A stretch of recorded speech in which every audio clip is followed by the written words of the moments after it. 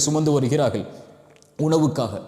அல்லாஹுடைய தூதருடைய வீட்டில் எதுவும் இல்லை. இருந்தாலும் ஆயிஷா ரலியல்லாஹு அன்ஹா 3 பேரித்தம்பழங்களை கொடுக்கிறார்கள். ஒரு குழந்தைக்கு 1, தாய்க்கு 1, இன்னொரு குழந்தைக்கு 1. 2 குழந்தைகளும் சாப்பிட்டு முடிக்கிறது. தாய் அந்த தனக்கு கொடுக்கப்பட்ட பேரித்தம்பழத்தை வாய்க்கு அருகிலே கொண்டு செல்லும் போது 2 குழந்தைகளும் அதை பார்க்கிறது. தன் குழந்தைகளின் பசியை உணர்ந்த அந்த தாய் அந்த பேரித்தம்பழத்தை தான் சாப்பிடாமல் 2ஆக பிளந்து ஒரு குழந்தைக்கு ஒரு பேரித்தம்பழம், இன்னொரு குழந்தைக்கு இன்னொரு பேரித்தம்பழத்துடைய துண்டென்று தான் பசியோடு செல்லுகிறார்கள்.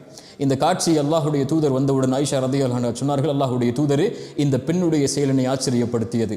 அல்லாஹுடைய தூதர் ஸல்லல்லாஹு அலைஹி வஸல்லம் சொன்னார்கள், ஆயிஷா, அல்லாஹ் அந்த பெண்ணுக்கு சொர்க்கத்தை கடமையாக்கினான், நரகத்திலிருந்து அந்த பெண்ணை அல்லாஹ் பாதுகாத்து விட்டான்.